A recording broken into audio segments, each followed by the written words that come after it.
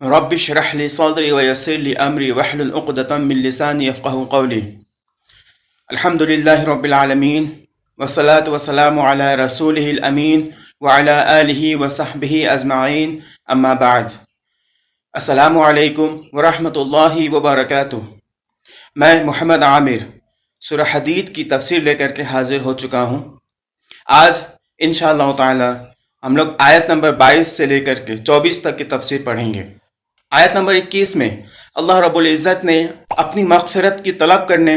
اور اس کے لیے جد و جہد کرنے اور محنت کرنے کے بارے میں کہا تھا، اور اس میں یہ بھی ہدایت دی گئی تھی کہ جب ہم یہ کام کریں گے، جب ہم اللہ کی مغفرت کو حاصل کر لیں گے تو اللہ تعالیٰ ہمیں اس کے بدلے میں اضافی ایک انعام دے گا، اور وہ انعام جنت ہوگی انشاءاللہ. اس کے بعد اب آیت نمبر 22 سے لے کر کے آیت نمبر 24 تک اللہ رب العزت نے ہمیں جو باتیں بتائی ہیں، آئیے پڑھتے ہیں. آیت نمبر 22 میں کہا گیا ہے ما اصاب من مصیبت فی الارض ولا فی انفسکم الا فی کتاب. اس کا مطلب یہ ہے کہ ہر مصیبت جو اس دنیا میں آتی ہے یا جو ہمارے ساتھ جو بھی پریشانیاں پیش آتی ہیں،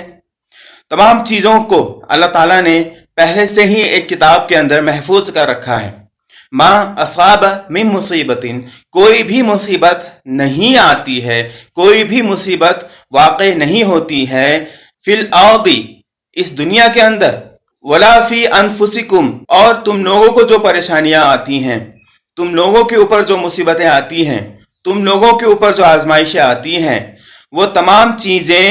اللہ تعالیٰ نے پہلے ہی ایک کتاب کے اندر محفوظ کر رکھا ہے. من قبل ان نبرأها، اللہ تعالیٰ نے فرمایا کہ ہم نے اسے پیدا کرنے سے پہلے ہی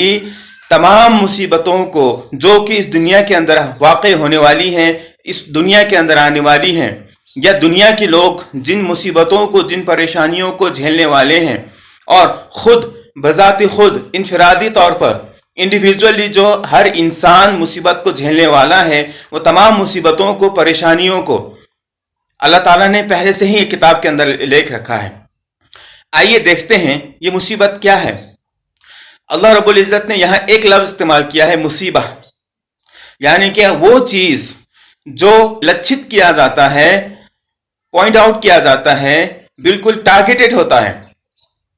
ایسی پریشانیاں جو اس دنیا کے اندر آنے والی ہیں، جو کہ خود انسان کے ساتھ جو پریشانیاں لاحق ہونے والی ہیں، وہ تمام پریشانیاں اللہ تعالیٰ ٹارگیٹ کرتا ہے. اللہ تعالیٰ نے اس کو بھیجا ہے. کیوں؟ ایک مقصد کے تحت بھیجا ہے.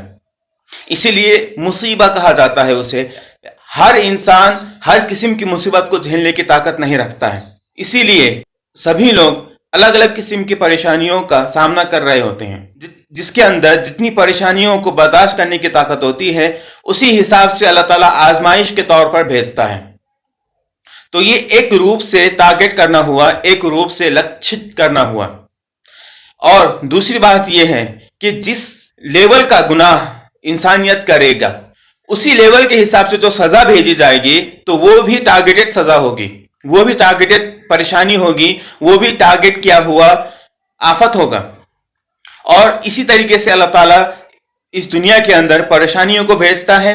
آفتوں کو بھیجتا ہے. یہاں جو بات بتائی گئی ہے کہ اللہ تعالیٰ نے وہ تمام مصیبتوں کو کتاب کے اندر لکھ کے رکھا ہے، اس کا مطلب یہ نہیں ہے کہ لوگوں کو مجبور کر رکھا ہے کہ ان پریشانیوں کو جھیلیں، بلکہ یہ اللہ تعالیٰ نے اپنے علم کے مطابق کتابوں میں لکھ دیا ہے کہ اس قسم کی پریشانیوں کو لوگ گناہ کر کے دعوت دیں گے، یا اس قسم کے لوگوں کو اس انداز سے آزمانا ہے، اور کس لیول کی پریشانی کو بھیج کر کے آزمانا ہے، وہ سب چیزیں اللہ تعالیٰ نے پہلے سے لکھی ہوئی ہیں، مگر مجبور نہیں کیا جائے گا. ہو سکتا ہے حالات چینج ہو جائے، حالات بدل جائیں اور اس کی ضرورت ہی نہ پڑے. ہو سکتا ہے انسان توبہ کر لے اور پریشانیوں کو بھیجنے کی ضرورت ہی نہ پڑے، سزا بھیجنے کی ضرورت ہی نہ پڑے. اور ہو سکتا ہے کہ انسان کے اندر وہ خوبی آ جائے جس کی وجہ سے اللہ تعالیٰ آزمانا چاہ رہا ہے. کسی اور طریقے سے اگر اس کے اندر وہ خوبی آ جاتی ہے تو پھر اس کو آزمانے کی بھی ضرورت وہاں نہیں پڑے گی. تو یہاں اللہ تعالیٰ نے ان چیزوں کو جو لکھ رکھا ہے کہ یہ پریشانیاں دنیا میں آنے والی ہیں، یا انفرادی طور پر لوگوں کو اس کا سامنا کرنا پڑ سکتا ہے، تو وہ اس لحاظ سے ہے کہ اگر اس کا جو نیچر شروع میں ہے وہی نیچر کنٹینیو رہے گا، وہی نیچر لگاتار چلتا رہے گا تو اس کی ضرورت پڑے گی، ورنہ اگر اس کے اندر وہ چیز بدل جاتی ہے یا وہ موقع، وہ محل بدل جاتا ہے تو اس کو الگ قسم سے آزمایا جائے گا، الگ آزمائشوں سے اسے جو ہے نکھارا جائے گا۔ یہاں اللہ تعالیٰ نے فرمایا ہے کہ من قبل ان نبرأہا، ہم نے اسے پیدا کرنے سے پہلے، تو کس چیز کو پیدا کیا ہے اس کو وضاحت کے ساتھ اللہ نے نہیں بتایا ہے، ہاں ضمیر استعمال کر کے بتایا ہے کہ ہم نے اسے پیدا کیا، اس سے پہلے ہی تمام آزمائشوں کو اللہ تعالیٰ نے کتاب کے اندر لکھ رکھا تھا۔ تو یہاں یہ بات بھی ہو سکتی ہے کہ وہ ہاں کا مطلب پریشانی، یا اس کا مطلب ہو سکتا ہے خود انسان۔ جب انسان کو اللہ تعالیٰ نے بنایا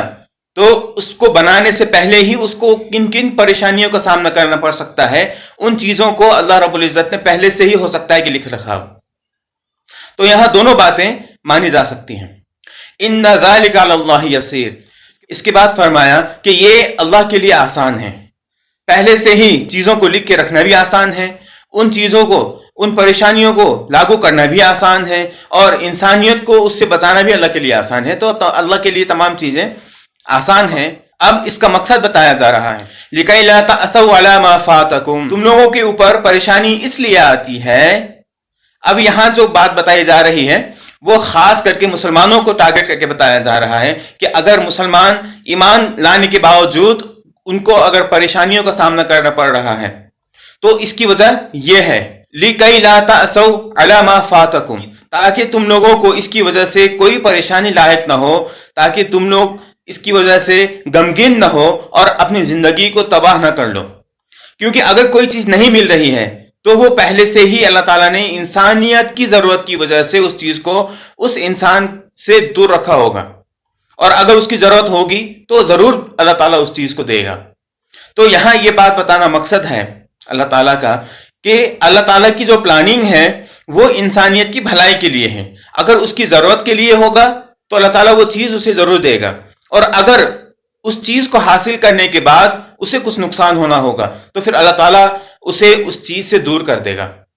تو اگر ہمیں کسی چیز سے دور کیا گیا ہے اور اگر ہمیں کوئی چیز نہیں دی گئی ہے تو اس کا مطلب یہ ہے کہ اللہ تعالیٰ کی پلاننگ کی وجہ سے ہے، اور اللہ تعالیٰ نے ہمارے فائدے کے لیے ایسا کیا ہے، تو ہمیں اس کے لیے غمگین ہونے کی ضرورت نہیں ہے، پریشان ہونے کی ضرورت نہیں ہے۔ اس کے بعد آگے بتایا وَلَا تَفْرَحُوا بِمَا آتَاكُمْ، اور تمہیں کوئی چیز اگر مل جاتی ہے تو اس کی وجہ سے تم لوگ اترانے مت لگ جاؤ۔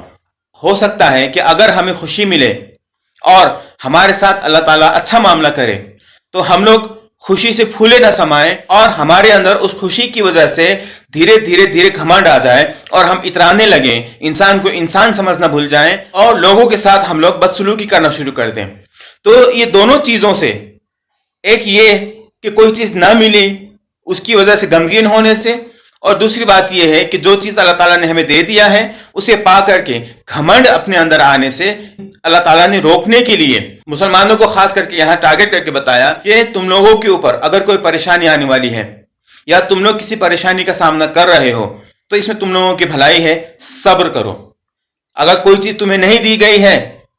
تو فکر کرنے کی کوئی بات نہیں ہے، اسی میں تمہاری بھلائی ہے، اور اگر کوئی چیز تمہیں دی گئی ہے تو تمہیں اترانے کا کوئی حق نہیں ہے، کیونکہ وہ چیز تمہاری نہیں ہے، وہ اللہ نے دیا ہے۔ تو اس طریقے سے اللہ تعالیٰ نے مسلمانوں کو آگاہ کر دیا ہے یہاں پر یہ کہہ کر کے کہ اگر کوئی چیز تم سے گم جائے تو فکر مت کرو، اور اگر کوئی چیز تمہیں مل جائے تو تم لوگ اتراؤ مت۔ اس کے بعد فرمایا واللہ لا یحب کل مختال فخور، کیونکہ اللہ تعالیٰ کو مختال اور فخور پسند نہیں ہے۔ مختال خیال سے بنا ہے، خیال کرنا، سوچنا، امیجن کرنا، یعنی کہ اگر کوئی انسان اپنے آپ کے بارے میں یہ خیال کرتا ہے کہ میں بہت ہی زیادہ اسمارٹ ہوں، میں بہت زیادہ انٹیلیجنٹ ہوں، میں لوگوں سے بہت زیادہ اچھا ہوں، تو اس قسم کی سوچ رکھنے والے لوگ اللہ کو پسند نہیں ہیں۔ اس کے بعد فرمایا فخور، فخور کا مطلب یہ ہوا کہ خود گھمنڈ کرنے والا، اترانے والا، اور اپنے آپ کو دوسروں سے بڑا جاننے والا، جو مختال کے بعد کا لیول ہے۔ پہلے تو شروعات یہاں سے ہوتی ہے کہ لوگ اپنے آپ کو دوسروں سے بہتر سمجھنے لگتے ہیں، خود کو دوسروں سے بہتر ماننے لگتے ہیں، اس کے بعد ان کے اندر جو تبدیلی آتی ہے اور جو ان کے اندر گھمنڈ آتا ہے تو وہ بڑا روپ لے لیتا ہے، تو اسی روپ کو فخور میں مانا جاتا ہے، یعنی بہت زیادہ گھمنڈ کرنے والا۔ تو یہ دونوں ہی قسم کے لوگ اللہ تعالیٰ کو پسند نہیں ہے۔ اب آگے ان لوگوں کے بارے میں بتایا جا رہا ہے جو بذات خود بخل کرتے ہیں، کنجوسی کرتے ہیں، یعنی کہ اس کے اندر خاص طور پر منافقین مانے جائیں گے، کیونکہ وہ کنجوسی کرتے تھے۔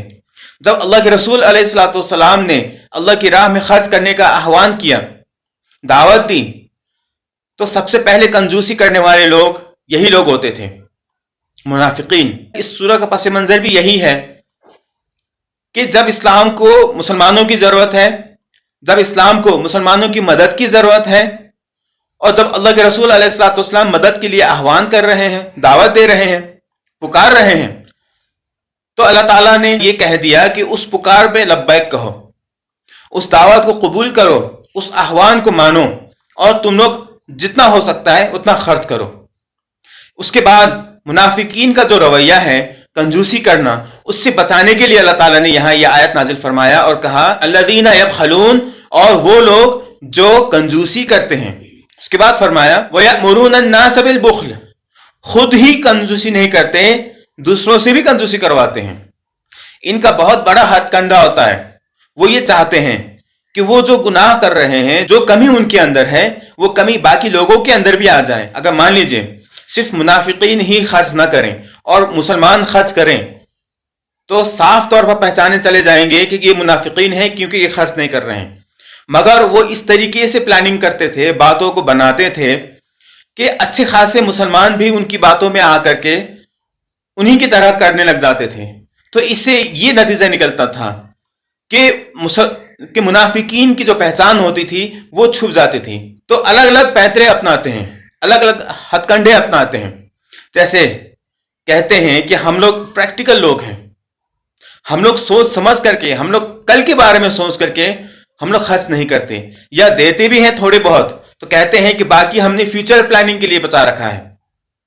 باقی ہم نے اپنے بچوں کی سٹڈیز کے لیے بچا رکھا ہے، باقی ہم نے اس کام کے لیے بچا رکھا ہے۔ ہم لوگ پلانر ہیں،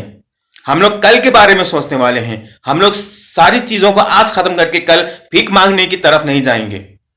کل کسی کے سامنے بھیک مانگنے سے بہتر ہے کہ آج ہم لوگ بچت کریں۔ تو اس طریقے سے الگ الگ ہتھ کنڈے استعمال کر کے وہ لوگ اچھے خاصے مسلمان کو بھی بہکاتے تھے، اور وہ بہکانے کا نتیجہ یہ ہوتا تھا کہ جتنے لوگ ان کی باتوں پہ آ جاتے تھے تو وہ سب انہی کی طرح دکھنے لگتے تھے، کوئی بھی یہی نہیں پہچان پاتے تھے کہ وہاں منافق کون ہے اور سیدھے سادے مسلمان کون ہیں۔ تو یہ دو قسم بتائی گئی ہے ابھی تک، الذین یبخلون جو کنجوسی کرتے ہیں، وَيَأْمُرُونَ النَّاسَ بِالْبُخْلِ اور لوگوں کو بھی کنجوسی کرنے کے لیے کہتے ہیں۔ اس کے بعد ایک اور بات آ رہی ہے، وہ یہ ہے وَمَن يَتَوَلَّ، اور جو لوگ پھر جاتے ہیں، جو لوگ مانتے نہیں ہیں، یعنی کہ جو لوگ اسلام کو ماننے سے انکار کر دیتے ہیں، جو اللہ کے رسول کے آہوان کو ماننے سے انکار کر دیتے ہیں، جو اسلام کی ضرورت کو ماننے سے انکار کر دیتے ہیں اور اسلام کی خاطر خرچ کرنے سے انکار کر دیتے ہیں۔ تو یہ تین باتیں ہوئیں، کنجوسی کرنے والے، دوسروں سے بھی کنجوسی کروانے والے، اور اس کے بعد مکرنے والے۔ یہ تین لوگوں کے بارے میں آگے بتایا جا رہا ہے فَإِنَّ اللَّهَ هُوَ الْغَنِيُّ الْحَمِيدُ، کہ ان کے خرچ کرنے نہ کرنے سے کوئی فرق نہیں پڑنے والا۔ اگر یہ خرچ نہیں کریں گے تو اللہ کو اس کی ضرورت نہیں ہے، کیونکہ اللہ تعالیٰ غنی ہے، اللہ کسی کا محتاج نہیں ہے، اللہ تعالیٰ بے نیاز ہے، اللہ کو کسی کی ضرورت نہیں ہے۔ اگر اللہ چاہے تو کن کہہ کر کے ہر کام بنا سکتا ہے، اس کے باوجود بھی بندوں کو اجر دینے کے لیے اللہ تعالیٰ نے یہ راستہ کھولا ہے تاکہ لوگ اللہ کی راہ میں خرچ کریں، اسلام کی مدد کریں اور اللہ کی طرف سے انعام لے جائیں۔ تو اس کی خاطر اللہ رب العزت نے جو ایک راستہ کھولا ہے، اس راستے کو کھولنے کی وجہ سے منافقین کے اندر آگ جلنے لگی، وہ تڑپنے لگے، ان کے اندر مال کی محبت اتنی تھی کہ وہ مال خرچ کرنا ہی نہیں چاہتے تھے۔ مگر جن لوگوں نے خرچ کیا، اللہ رب العزت نے ان لوگوں کو بچا لیا۔ کس چیز سے بچا لیا؟ مختال بننے سے بچا لیا اور فخور بننے سے بچا لیا، اپنے آپ کو دوسروں سے ممتاز سمجھنے سے بچا لیا، دوسروں سے بہتر سمجھنے سے بچا لیا، اور خود کے اندر گھمنڈ پیدا کرنے سے بچا لیا۔ یہی دو چیزیں ہیں جو مال کی محبت کی وجہ سے انسان کے اندر آتی ہے، اور انہی چیزوں کی وجہ سے لوگ اللہ کو بھی نہیں مانتے ہیں۔ تو ان باتوں کا ذکر کر کے اللہ تعالیٰ نے یہاں بتا دیا کہ جو منافقین ہیں، جو اللہ کی راہ میں خرچ نہیں کرتے ہیں، ایسے لوگوں سے بچ کے رہنے کی ضرورت ہے، اور صرف ایسے لوگوں سے ہی نہیں، ایسے لوگوں کی صفات سے بچنے کی ضرورت ہے، اور خود کو اس سے بچا کے رکھنے کی ضرورت ہے، جس کے لیے ہمیں وہ سارے کام کرنے پڑیں گے جو اللہ تعالیٰ ہمیں جس کا حکم دے رہا ہے۔ تو یہاں اللہ نے یہ بتا دیا کہ ان لوگوں کے مال خرچ نہ کرنے کی وجہ سے اللہ کو کوئی فرق نہیں پڑنے والا، کیونکہ اللہ غنی ہے، بے نیاز ہے، اللہ کو ان خرچ کی کوئی ضرورت ہی نہیں ہے، اور اللہ حمید ہے، اللہ تعالیٰ تعریف کے لائق ہے، اس لائق ہے کہ اس کی تعریف کی جائے۔ اگر یہ لوگ اللہ کی تعریف کرنے سے انکار کرتے ہیں تو اس سے بھی اللہ کو کوئی فرق نہیں پڑنے والا، اگر یہ لوگ اللہ کو ماننے سے انکار کرتے ہیں تو اس سے بھی اللہ کو کوئی فرق نہیں پڑنے والا، کیونکہ اللہ بذات خود تعریف کا لائق ہے اور حقدار ہے، اور اس طرح حقدار ہے کہ دنیا کی تمام مخلوقات اللہ کی تعریف کرتے ہیں، مگر انسان کے اندر ہی کچھ ایسے لوگ موجود ہیں جو اللہ کی تعریف کرنے سے انکار کرتے ہیں۔ سچائی یہ ہے کہ اس سے اللہ کو کوئی فرق پڑنے والا نہیں ہے، اللہ تعالیٰ کے رتبے میں کوئی کمی آنے والی نہیں ہے، اللہ کی تعریف میں کوئی کمی آنے والی نہیں ہے، وہ اپنی جگہ برقرار ہے۔ کسی کے تعریف کرنے سے اللہ کے رتبے میں اضافہ ہونا یا کسی کے تعریف نہ کرنے سے اللہ کے رتبے میں کمی آنا، ایسا کچھ بھی نہیں ہونے والا ہے۔ اللہ تعالیٰ بے نیاز ہے، اللہ تعالیٰ کو کسی بھی چیز کی ضرورت نہیں ہے، اور یہ تمام چیزیں جو اللہ تعالیٰ بندوں سے کروا رہا ہے، انسانوں سے کروا رہا ہے، یہ صرف اس لیے ہے تاکہ انسانوں کو جنت جانے کا موقع مل سکے، تاکہ انسانوں کو بخشش میں اللہ کی مغفرت مل سکے۔ تو آج کے لیے اتنا ہی۔ آج 3 آیتوں کی تفسیر ہم نے پڑھی ہے۔ اللہ تعالیٰ سے دعا ہے کہ اللہ تعالیٰ ہمیں اس پر عمل کرنے کی توفیق عطا فرمائے اور اس کے مطابق اپنی زندگی کو گزارنے کی توفیق عطا فرمائے، اور ہمیں بھی بخشش میں مغفرت عطا فرمائے اور جنت میں داخل فرمائے۔ آمین۔ وآخر دعوانا ان الحمد للہ رب العالمین۔ السلام علیکم ورحمۃ اللہ وبرکاتہ۔